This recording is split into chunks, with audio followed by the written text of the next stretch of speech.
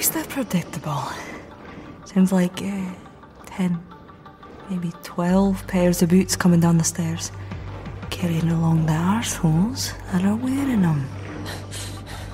This doesn't need to come to violence. Technically, they're still my employees. I can have them stand down. Shh, like fuck you can. You've got one priority right now, and that's to make sure you're recovered in one piece. No hostage situation on our horizon, I'm afraid.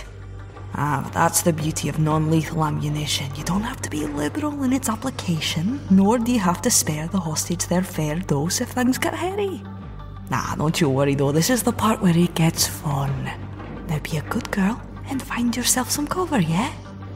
Miss Morgan obliged the request with the sort of reluctance one might expect from someone not used to taking orders, crouching down behind the nearby cover of a concrete banister. With a step back, Jonny fell to her knee before setting her pistols down on the floor in front of her.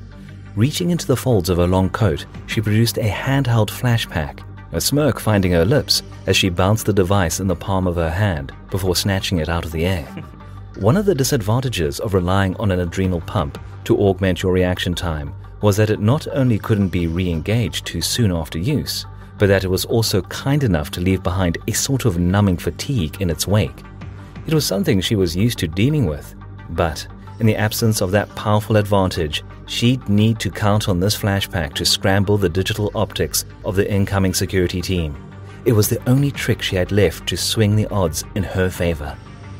Without any more notice or delay, the security squad trampled down the final flight of stairs, only to be confronted by the cylindrical grenade sliding across the floor and in among their many booted feet, accompanied by a sly wink from the merc who deployed it. Grenade! Sweeping up her pistols, Jonny began to unleash a barrage of steady, controlled shots in response to the wild, disoriented spray of the automatic fire coming from the blinded guards. The riot gear they wore might have been ample enough to shrug off most light ordnance, but when confronted with the sheer power of a Moray pistol, the bulky armor stood as nothing more than a means of restricting the movement of the soldiers it sought to shield. In a desperate response to the electronic attack, the leader frantically tore her helmet off, letting it fall to the ground amidst the bloody bodies of the guards who had taken point. Helmets off, for God's sakes, would someone shoot her? Quickly rolling out of the way, the merc's lightning-quick reflexes weren't enough to save her from the tail end of the captain's retaliatory burst. With gritted teeth, she noted the telltale sting of what were commonly referred to on the streets of Arcadia as taser or snare rounds. Fortunately enough, her long coat offered some means of absorbing this otherwise very effective means of subdual. That protection wouldn't hold up under a sustained barrage though. She'd need to act fast. Leveling her pistols once again, a retaliatory shot separated the captain's arm at the elbow, while a second blew out her knee. Springing up to her feet, Jonny leapt, taking to the air in an effort to quickly close the distance between herself and cover. The landing was indeed hardly a graceful one, cybernetic shoulder slamming first into the wall before sliding down hard to join Estella behind the banister. Are we having fun? Or what? You alright? You're shot! I thought that it was over, that I'd never get this chance again! It's a piss poor merc that doesn't prepare to take a bullet or two. Hold on a stitch, need to return fire so not as to lose their interest. Needy fuckers, aren't they? Alright, so much as I'd fancy a little chat about the joys of getting shot, those high tower badges aren't gonna let up anytime soon. We're gonna need to make a break for it. A break for it? You don't mean to say you expect me to? Run, that's exactly what I mean. Better still, I want you to take the lead on it. You should make no mistake, they're probably gonna shoot you, but I'm hoping the surprise of a charging heiress might still their trigger fingers for just long enough that I might drop a couple of the bastards before I follow you. And not sugarcoating that, those snares hurt like a son of a bitch, but that jacket you're wearing will protect you from the worst of it. No matter what you do though, I need you to keep moving. Have you unpacked all that? Keep moving. I understand. Despite what you might think of me, I assure you that pain is something I'm intimately familiar with. Now that's an attitude I can get behind. Literally in this case. I guess there's no time like the present. Let's make a thing happen. Estella surged forward, bullets impacting around her as desperation pressed her to action. From the moment she'd set to motion, it was clear that the squad had been taken aback to see the high-profile hostage charge out into live gunfire, just as Jonny had expected. It wasn't long before she was tangled in the midst of the security team as they sought to fall in to restrain the apparently panicked target. The distraction and subsequent break in fire was seemingly all Jonny needed to take advantage and make her own advancement. The thunderous shots of the twin pistols shattered the air and allowed the heiress opportunity enough to finally struggle past her would-be captors and start up the stairwell. Pain. She almost couldn't believe they'd actually turned their fire onto her in the hope of immobilizing what had clearly now been assessed as an escape attempt rather than a hostage situation. The bite of the snare rounds was every bit as true as Jonny had made it out to be, but it wouldn't be enough to stop her. Not now. Run, rise, free yourself from your gilded cage. These were the thoughts that sped Estella Morgan past the frightening reality of her situation with the same fierceness that had propelled her former life to greatness. She would overcome this, just as she'd overcome everything else that had ever dared to get in her way. This is it. Floor 130. Come on. I'm right behind you. Keep going. I've got a little present I'd like to leave him. Something to remember me by.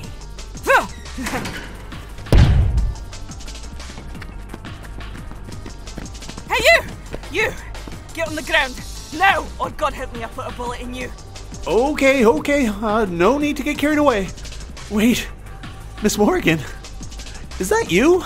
Andrew, I'm terribly sorry for all of this. We're going to require your compliance and your vehicle. I'll ensure you're reimbursed appropriately. Not exactly how I planned on doing things. Yet here we are. You'll need to drive. I'm afraid I never learned how. With wide, excited eyes, it took no further urging for Jonny to get behind the wheel of the luxury Caldwell Sentry flight car. Part of her wanted to take a moment to wrap both her hands around the true leather grip of the steering wheel and truly feel this vehicle. Its sleek profile, the perfect harmony of deco elegance and modern sensibility. To acknowledge that this car alone was probably more expensive than anything she'd ever owned. Keep your sports cars, Jonny thought. The Sentry was the soul of Neo-Atlantis in a can. Appreciation would have to wait though, as she fired the unit up, the vehicle already taking to flight as the passenger door closed behind Ms. Morgan. We actually did it! We got away! Yeah, I'd hold off on getting too excited about that just yet. Not to sound cliché, but that was the easy part. Gonna have zone security up our asses any second now. Hightower was pretty quick to tag us on our way in to see you, and I'm sure we won't be getting a courtesy call this time around. Listen, when the shooting starts, I want you to keep your head down. The second go around, they won't be using snares. They wouldn't dare fire at us while I'm in the vehicle. You should concentrate on outrunning them. Oh, so you're the expert now? Well, I certainly hope you're as valuable to them as you think you are. As if on cue, the silhouette of a single Hightower branded Caldwell Interceptor fell in behind them. It was a sleek, intimidating armored charger, more than capable of a dogfight and plated enough to easily ram most commercial vehicles out of the air.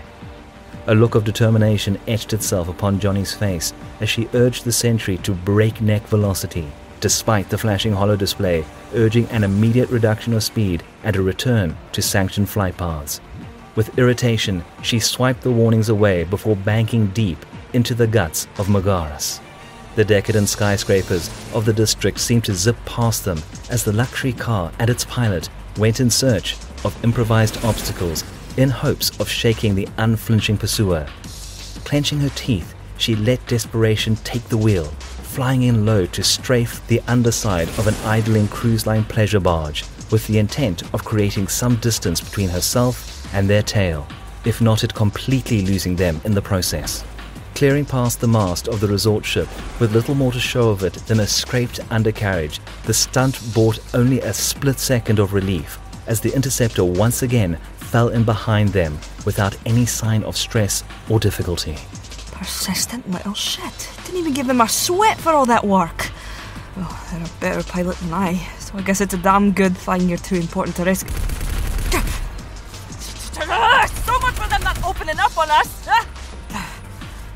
We're in a spot now, aren't we?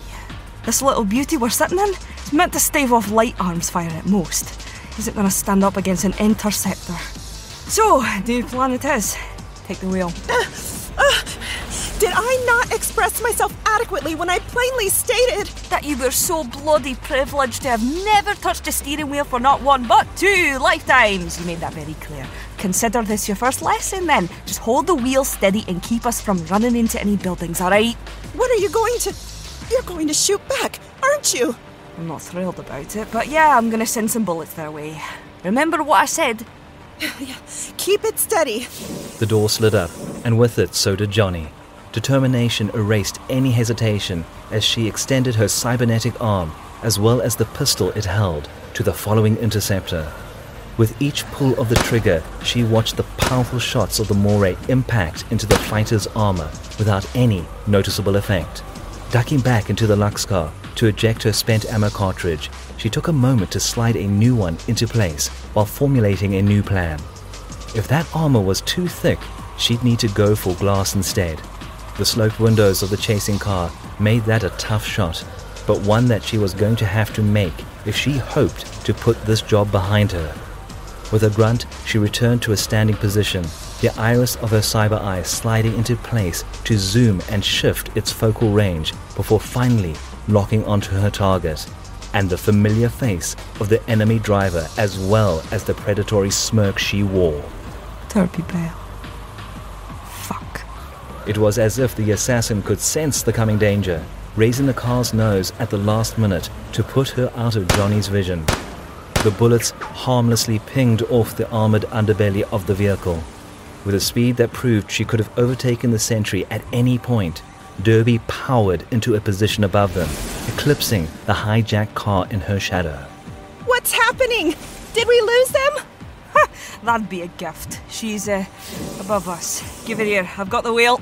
Okay, you might want to hold on. And she's ramming us from above. Or is it belly flopping at this point? Do you think you can belly flop with a car? Are you sure that this is the best time for amateur comedy? Not really. But I'm fresh out of ideas. See, if it was a cop, I'd have left them eating our wake a long time ago. But it isn't. You remember that big money assassin I'd mentioned earlier? Seems like she found a ride of her own. And that was the rear fender. Another drop like that and she'll have a thruster. And after that, we're going to drop out of the air, spinning like a top...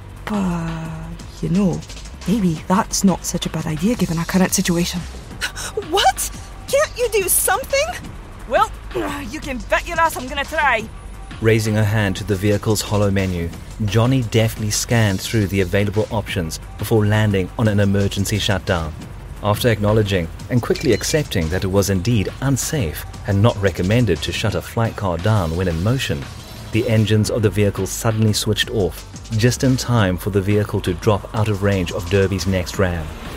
With hands tightly locked on the wheel in front of her, that momentary sense of weightlessness greeted them before giving way to the gut-wrenching G-force that soon followed as the battered car plummeted from the sky.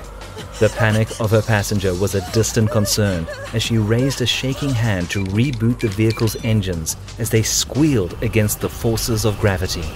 Hold on! We're going to be landing hard on top of the Breakwall. Engage in emergency landing protocol! Now!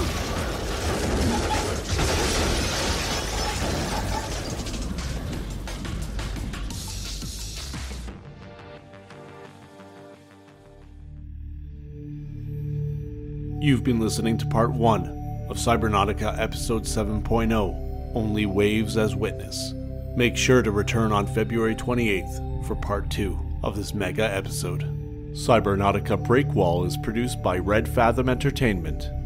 This episode featured the voice talents of Abigail Turner as Jonny, Veronica Pierce as Estella Morgan, Katy as Guard Captain, narration by Dan Boud, and script editing courtesy of Jupiter Sanders.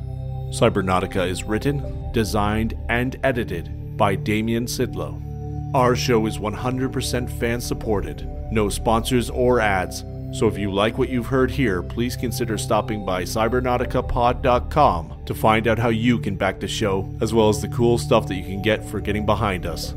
A special thank you to Girl in Space's Sarah Ray Werner and her Podcast Now Masterclass for helping light the fire that turned into this story. Thank you for joining us this episode, and welcome to Neo Atlantis.